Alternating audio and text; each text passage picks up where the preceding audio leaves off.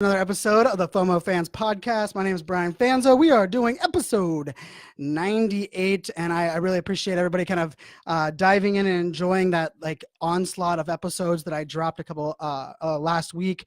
Dropping 3 episodes in 1 week, I was feeling not only inspired but really motivated, especially as we push towards episode 100. Also, thanks to everybody for checking out the Just Try This podcast that Amy and I are hosting. We are beyond humbled and appreciate all of the amazing feedback for that show. And on this episode, we're going to talk a little bit, I think this is something that maybe I haven't really addressed fully, but I often hear from people and say, okay, Brian, I heard you talk about the fact that being a speaker is what you want to do for the rest of your life. But what does that mean? What's your ultimate goal? Where's things going? And I can tell you, for me, it's pretty clear. I have a vision and a mission and a love for helping people, or really inspiring audiences, teaching, educating, researching, studying the growth and the development of empathy in a world fueled by technology and innovation. And so for me, when I look at these things, oftentimes we hear a lot about empathy, we hear a lot about innovation, but usually it's, turning off one or turning off another, or turning both on, and I really believe it's about the intersection. It's about understanding the roles of each. This is that's the overarching mission that I want to help kind of facilitate. That's what my dreams are, of packing stadiums and doing 3 or 4 day events all around empathy and technology, the links between them, how we use them, where they all kind of fall in. And for me right now, the vehicle is marketing. The vehicle is helping brands embrace change, helping audiences understand where things are today and where we're going in the future. But these are all things that not only even the book, from writing the book, pressing the damn button, all of this is all up for me leading into this greater purpose that I believe I want to follow. And on this episode, I'm going to get into a little bit of this topic, and it's just because it comes up a lot, not directly, but indirectly. And I've been sharing some things on Twitter as well as Instagram around this, and it's been getting some amazing feedback. So the idea here is, leading with empathy. I think everyone in the world can, we can all agree that the world needs to be more empathetic. I think we as individual humans could be more empathetic, especially right now in America. If you guys listened to my episode with Jennifer Watson a couple episodes ago about love and the importance of love as an emotional element within our marketing and how that impacts conferences and so on. And so I think we can all agree on empathy, but there's a difference between understanding that we need to be more empathetic and understanding that empathy is important, versus really kind of understanding where that fits today and the mindset shifts that we must embrace. And I call them mindset shifts, I think, mainly just because I like that term mindset, rather than traits or thinking. But this is something, I believe that it's a fundamental element of us not only becoming great leaders, but standing out from the noise, making our stories have impact. And so I want to kind of break down what these two mindset shifts are. And the first thing I want to caveat this is, failure is not one of them. Those that listen to the show, those that have seen me speak on stage, I do not appreciate or believe in the import or the celebration of failure. Rather, I don't like people that tell people, failure is a necessary step to success. Everyone must fail, which is interesting because I'm the person that says perfection's a fairy tale and you must press the damn button. Press the damn button, just to clarify here, does not mean that you fail on purpose, or you hope to have failure, or you just do everything randomly knowing that failure is required. Press the damn button means you have to start before you can understand what works. You have to push forward and test things. And then once you start to understand what works, what doesn't work, then you can create a strategy that helps you lean into what works. But if you do it from a place of failure as the front-leaning mindset, being, I'm not afraid to fail and failure is probably going to happen, I believe you approach the situation without being prepared, without having a strategy, without being open to pivot, almost to the point where failure ends up being a vice and a crutch, as well as almost a celebration. And failure sucks. Failure hurts. I've failed multiple times in my career. I've failed multiple times in my personal life. I've failed as a dad. There's lots of, and the thing that I think is underestimated here is, people forget that how much failure sucks. So I think we have to move away from including failure as a necessary underlying principle of success or leadership. And I think where we're going to move this conversation towards is the first one, and let me kind of break this down, and I kind of put this out there recently, is that, for me, one of the things that I'm started to learn about myself over the last 4 years especially, is that there's certain things in my life, and many of these things were things that I was picked on for as a child, picked on for through college, things that people told me that were my weaknesses, things that people explained to me as the premise to why I couldn't do things, or even the things that everyone was telling me I must change if I want to be good, or I must change if I want to succeed, including the teachers in high school that told me that I talked too much and I didn't pay attention enough and I was too sociable, and that if I was destined to be flipping hamburgers for the rest of my life, and they questioned my mom or how I was being raised, or the importance of school in my household, and all of it. So, and there's these things, and so I kind of broke down a bunch of these things that not only was I embarrassed about talking about early on in my career, but these were things that I was bullied about, I was picked on, and in many cases these are things I at one time sought out to change, right? And so, I have a stutter, a little stutter sometimes when I get excited. Of course, you guys know that I talk fast. That's nothing that is that is new for anyone that's ever met me. One of the things that I've always been trying to work on is that I have a desire to please everyone. I've always had a focus where, oftentimes, if one person was upset and 100 people were happy, I would focus more time on that one person that was upset, rather than realizing you can't please everyone. And when someone would tell me you can't please everyone, I would say, well, you can't, but I might be able to. And that was one that I was often told was, inhibiting my success, right? And maybe short-term success that was possible. Along that same line, I was always told, Brian, you're on a path that is going to lead you to being the jack of all trades and the master of nothing, right? And this comes into, you need to have a niche, you need to have a focus, you need to go all in on one thing. Your brand is too big, there's too many things that you're chasing, everything that you're doing, you do too many projects at once and you don't finish any of those projects. Not only that, I'm an emotional person. I'm not afraid to show my emotion in everything that I do, in the way that I live life, including, tearing up during a movie, getting emotional when I'm on stage. Those are things that, I've often been told that I need to get a handle on, which is always great when I get told that I need to get a handle on something.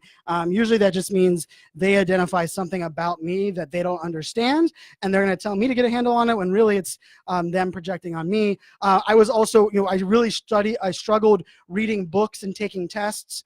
And although I have been diagnosed with ADHD and I do take Adderall now, that is still something that I struggle with. It's still something that, for me, was something that I was frustrated as hell. I remember being really sad through college that I wanted to succeed so badly, and I was still failing my courses, and I was still struggling to even embrace the courses and the content that I really wanted. And interestingly enough, for me, once I've discovered podcasting and audio consumption, so much of it changed for me, because I learn best via audio. I learned best by listening to podcasts and consuming content that way. Yet the whole time growing up, it was definitely something that even in college, when I was the president of my fraternity, I was the assistant captain of my hockey team. And people kind of found out that my grades weren't great in college and that I was struggling in school. And a lot of people kind of started to question that about, like, okay, wait, you're our leader. You're the person we look up to. You motivate and inspire us. But yet, why can't you pass a test or show up the class on, and go to all these classes? And at the time, I didn't really understand it. I didn't really know, what it meant. I looked at it and like I was extremely embarrassed, and on top of that same thing, I've always been one that wants to avoid conflict. And I've always never been shy about saying that I wanted to be a dad, and being a dad was, the job that I wanted when I was 14 years old. And I've even had leaders tell me that I need to stop talking about that because it makes me look weak, and it makes me look at someone that doesn't want to grow a big business. And here's that, my caveat on that is me wanting to be a dad and that being the job that was my dream job, and in no way diminishes my passion and belief and desire to be successful in my business. It's just the way that I prioritize what I want. I was also heavy when I was growing up in high school and college. I was often called Fatzo, being my last name is Fanzo. And still to this day, I've never been one that is quote unquote at the ideal body weight for my height. I also had crazy acne growing up. These were all things that, and crazy acne, was something that I was very self-conscious about. At the same time, I was really good at making friends with everyone, including the girls. I was really good at being put into the friend zone. I should have run a master class on how to get into the friend zone.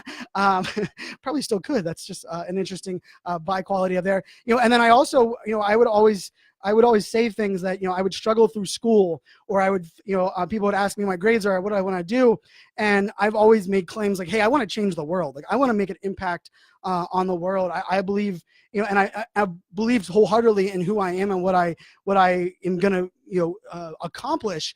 And I would have people laugh and be like, Brian, you're struggling to pass, 101 biology. Brian, you haven't passed Spanish, and, everyone can learn Spanish pretty easily.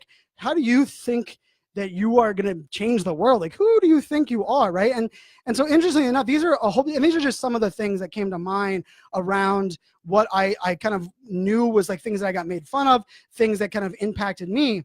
Now, interestingly enough, I started off the show saying there was 2 mindset shifts that are required to lead with empathy as we move forward. And here's the thing that I've realized is that one of those mindset shifts is self-awareness. Because what I have discovered is that during those times, I was very embarrassed by all of these things I just shared with you guys. And if you would have told me 5 years ago that I was going to tell people that I used to be called Fatzo in high school, there's zero chance that I would say that I would be admitting to that. Who am I? What the heck am I doing, right? But what I've kind of discovered along the way is that, the self-awareness has allowed me to shift my perspective on each one of these things that I was being bullied about, each one of these things that I was being made fun of. And when I shifted my perspective, I started to realize that these are things that made me different, but these are also things that stood out. And therefore, if I was able to take a different look at, or approach these things differently, maybe I could turn each one of these things into my underlying superpowers, right? My underlying foundation of who I was. And so I can tell you, I was not great at being self-aware. Self-awareness to me was, being, self-care and a lot of things and I use air quotes for that for some reason. But I wasn't great at that element. I was very open. I was very friendly. Hey, I'm the happy-go-lucky guy. And but self-awareness for me started, my divorce had a lot to do with that. Being a dad had a lot to do with that. Being an entrepreneur had a lot to do with that.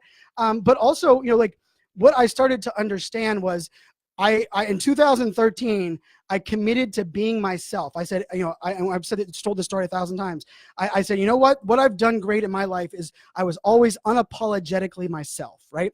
And then as we move forward in this journey, being yourself or knowing that you need to be yourself always is great. Knowing exactly who you are at the core, what your good is, what your bad is, what makes you successful, what are your failures, all of these things, you first have to first address all of these things. And not only do you have to address them, you have to own them. And you have, a couple of decisions with that. And part of those decisions are, do you allow the things that are looked at by others as weaknesses?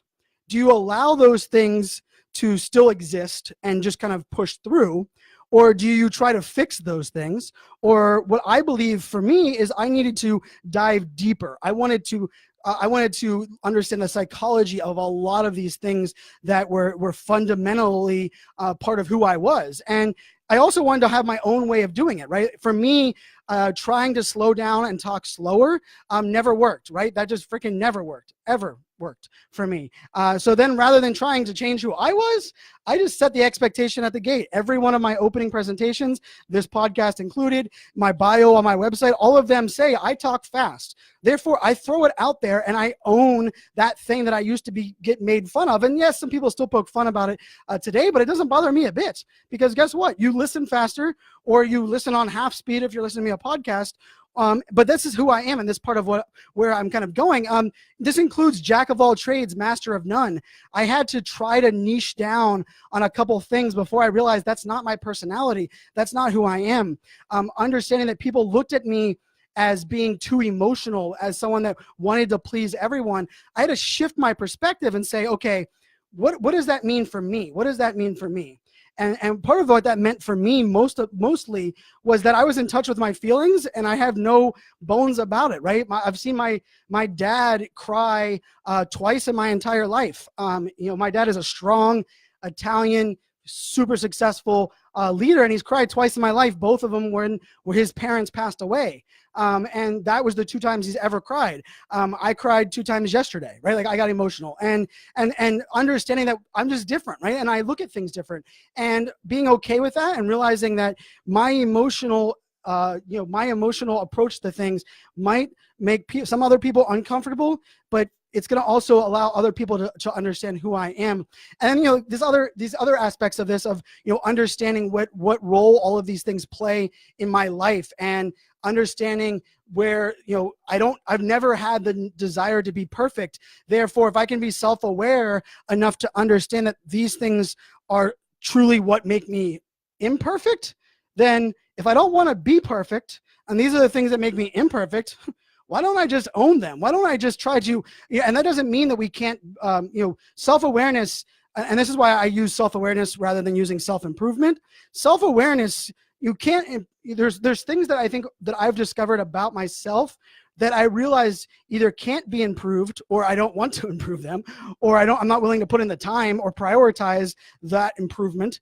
And that's up to me. And so I think this is an amazing journey. And I think I've said this forever, is that, I say we is greater than me. We is greater than me. And to be empathetic as a leader, we must understand that we as a whole, the only way we will change the world is if we do it together. But we first must be the best we that we can be. And to be the best me that we can be. And to be the best individual, you first have to be self-aware. And you have to prioritize what things about yourself work the best, as well as what things, how you operate. I discovered that, I'm a night owl. I'm someone that isn't productive 9 to 5. And I've created a life and a business that allows me to work in the morning, kind of take some of the afternoon off some days, and then work late at night. I've addressed a lot of these things, and I've made a very conscious decision in many arenas to say, guess what? Not only are we all different, but I'm going to look at, when someone gives me advice, I'm going to understand where they're coming from with that advice. I'm going to understand what that advice for me is all about. I'm going to understand what their goals are for sharing that. What's their underlying reason for telling that? Some people give unsolicited advice with an open heart and with the desire to help others. Other people give unsolicited advice to break you down, to make you stop doing things the way you do it. The amount of people that told me, Brian, you can't be vulnerable. You can't put yourself out there on Instagram stories. You can't tell people all of these things that are who you are, at the core, because it's gonna be harder for people to think of you as a leader and an expert and all of these things. And I call BS to that, right? And I think this is where I want to take this conversation, is that one of the questions I get all of the time is, Brian, you preach authenticity, you preach trust, you preach vulnerability, but in a world where many of us want to be conveyed as an expert, or looked at as a leader, or the thought leader of a topic, or looked at where someone's buying our service because of what we know, how do we be vulnerable? How do we share this journey, but also at the same time still be conveyed as a leader or a quote unquote expert?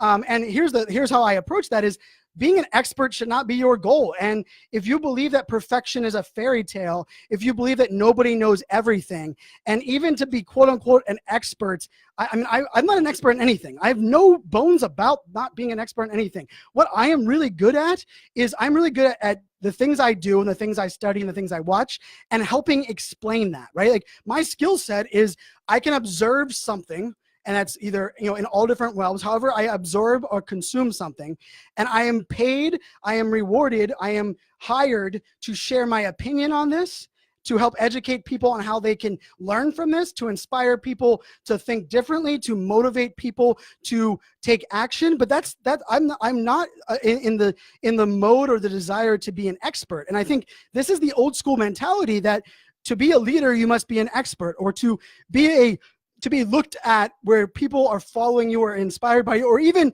an influencer. Remember, the word influencer I never liked, but I own it now. But for someone to be an influencer, in my opinion, it's not based on the number of followers they have. It's not based on the number of books they have. It's not based on any of those things. It's their ability to have it's their level of trust with their audience to the point where they can inspire action by their audience through either what they say, what they do, or their overall mission, right? And so that's how I define influence. And so when someone tells me, Brian, I want to be portrayed as an expert, therefore I can't tell people what I'm going through, that's complete crap. And the thing about this that I want to also clarify is that being self-aware is not the same as being complaining, right? And not the same as putting that out there and saying, these are all the things that I suck at. And I also know in the world we're living in right now, it became cool or sexy to kind of put things out there that made you, like, hey,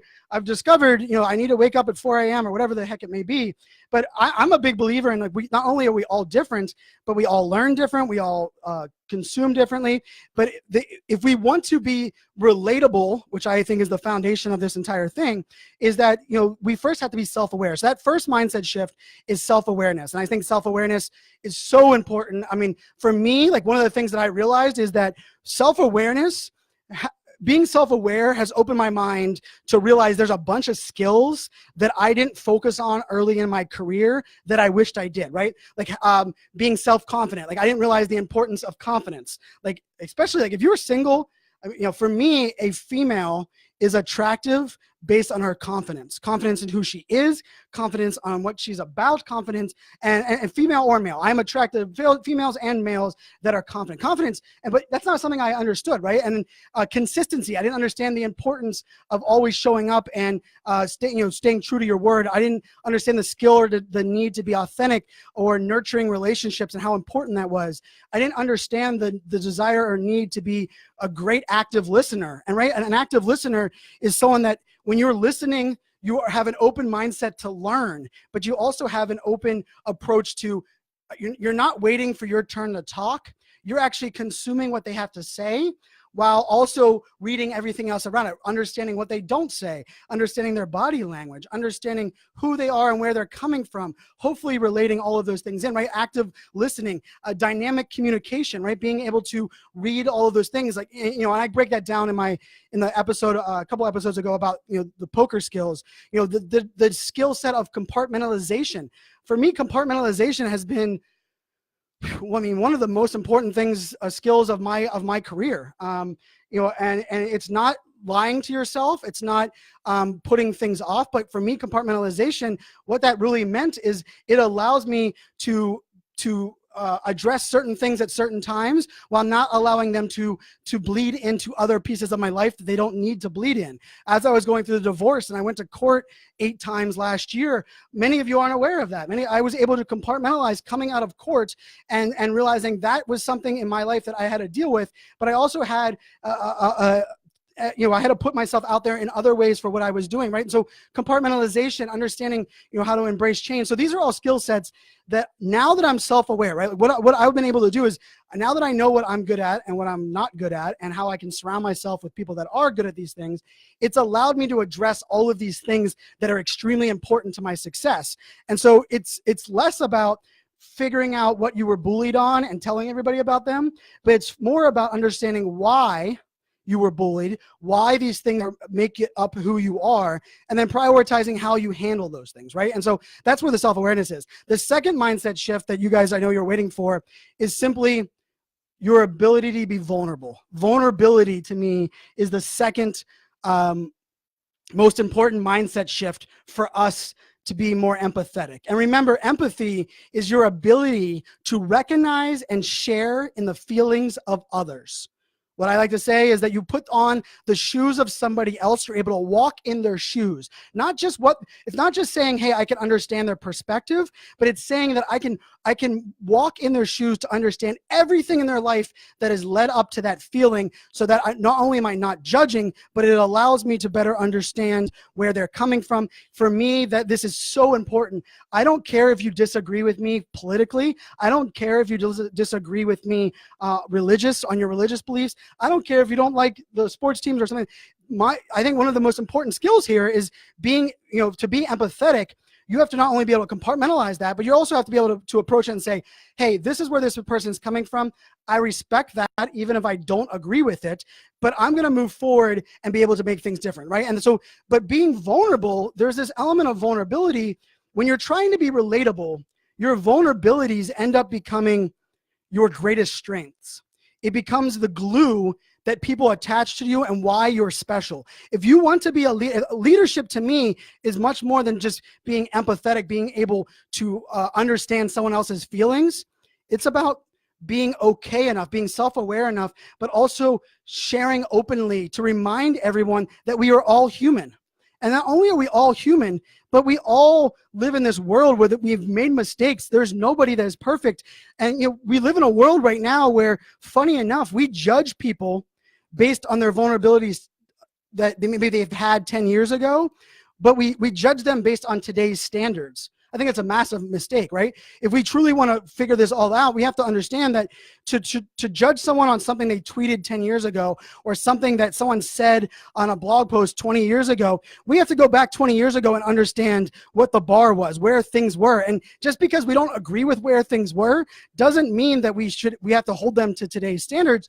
But at around the same pieces, being vulnerable is not the same as complaining or being whiny or being someone that cries all the time or puts. So being vulnerable ultimately just is this element that it's exposing your true self in a way that opens you up to be harmed or to be bullied or to be made fun of. But more importantly, it opens you up to connect at a greater level. Someone that I look up to a lot, Brene Brown, has always said that the purpose in life is connection. And connection can only happen as a result of authenticity. And I completely agree. And that authenticity is founded in our ability to be vulnerable. I will also link that these two mindsets, you cannot be vulnerable with open vulnerability until you're first self-aware. I was very vulnerable up until 2015, but I was not truly vulnerable in a way that it's allowed me to grow as a person, allowed my audience to see who I was, until I'd gone through what I had gone through over the last 3 years. And so when I look at leading with empathy and the empathetic leader, and people come to me and say, Brian, how do we motivate or lead these millennials and Gen Z? And I'm like, what's the same way we motivate every generation and every person out there? It's less about saying, it's not about having an open door policy. Screw the door. Come outside of the door, humanize yourself. Let the people that you are working with know that you are human as well. You make mistakes as well. Your success as well. And through that bonds, through your ability to connect, allow you to educate, inspire, and motivate. In a world we're in right now, if you're telling people what they do wrong and speaking from your high castle or from inside your office and saying that you can come through that open door, you will not be trusted. You will not be authentic. You will not connect with people. And in today's world, we have the opportunity to learn and listen and be exposed to the world out there. And that gives us the confidence to know that if someone is not authentic and someone is not vulnerable and someone is trying to portray perfection that not only can they never empathize with me, but they can't connect with me because there's no authenticity there. And so when I look at this, and this is I love these topics, is that we must be more vulnerable. We must be more self-aware, but we must stop judging people that are vulnerable. I'm going to have a special guest on next episode of this show, and it's someone that's a listener of the show that made one of the nicest posts about me that I've ever had yesterday on Facebook. And it like rocked me to my core. It made me feel so much appreciation. It made me feel inspired for the work I do. It made me feel that validation to a lot of the things that I've been working on. And I sent this person back a video reply, and then this person, I'm going to tell the person's name. He's going to be on the show, so you guys have to turn on the next one. But the thing about it is, interestingly enough, I put this out there, and I had 2 or 3 people in my community and my network reach out to me and say, Brian, you realize when your fans are falling in love with you at that level and you inspire people and you connect with people that deeply, you might want to separate yourself a little bit so that you inspire others to feel that same way. And here's bullshit. Because guess what? I remember when I got retweeted and shared, or when someone mentioned me, or I started getting validation in my industry. And you know what? That meant the world to me. And so whenever I do anything, when I'm creating content, when I'm making a strategic decision, last year I was at this event called Social Media Marketing World, and I went out to dinner with some people, and there's an event, a networking event on the Midway. And 5 years before, I went to that networking event as an attendee of that conference. And I was beyond impacted and influenced. And I was truly, man, I don't know. I was truly, it was a memorable experience for me when I was able to connect with people that I looked up to in my industry at this networking event. And last year I was invited to a very nice executive luxury dinner, and everyone there was happily missing this opportunity. And I told them that I was going to decide that I wasn't going to eat. I ended up renting one of those little rental bicycles, and I rode the bicycle to the networking event because my simple motivation was, I know what it's like to be in that shoes. And if I can simply motivate or inspire one person, or if I can spend a couple hours doing something like that and impact somebody the way that I was impacted, I will do that every single time. And what that truly comes down to for me is that I want to always listen, always learn. I want to grow as a person. I want to improve, but I'm not going to allow other people to dictate who I am or what I'm about. I'm going to listen, I'm going to learn, but I'm going to be unapologetically myself. And I believe that relatability is the future of marketing. I believe leadership must be more empathetic. I agree with Brene Brown that the purpose is connection through authenticity. But for many of us, we know that we need to be more empathetic. We understand the importance of being self-aware. We realize that vulnerability can be a connective piece, but we need to stop realizing it and start owning it. We need to start embracing it. And I'm preaching to you guys about this because it's my life. My life, my success, my business. I've struggled recently. I've had to lean on my family a lot over this last year, for all kinds of reasons. And I'm not embarrassed by that. It's just how I've operated in my life. It's going to make me stronger. And I'm very blessed to have that amazing support system and this amazing family. And it's allowed me to, prioritize things in my life. But I believe if we want to be leading with empathy, and I believe everyone has a role in leadership. If it's leading your kids, leading your spouse, leading at work, maybe leading at your church group, maybe it's being a great leader that leads from behind.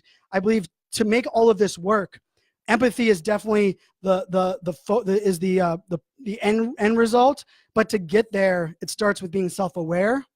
And it starts with understanding what role our vulnerabilities play in that.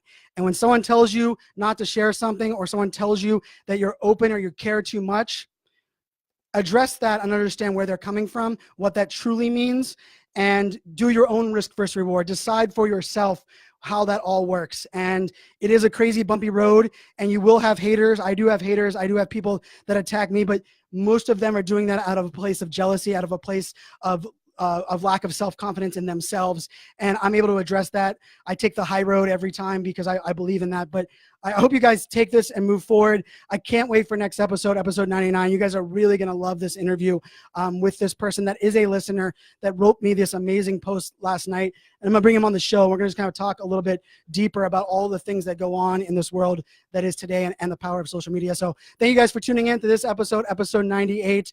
Truly, truly, together we can change the world. We are greater than me. But to be a great we, for us together to change the world, we must first be a great me, embrace self-awareness, understand the importance and the goal of empathy, and own your vulnerabilities. Till next time, my name is Brian Fanzo. Cheers, my friends.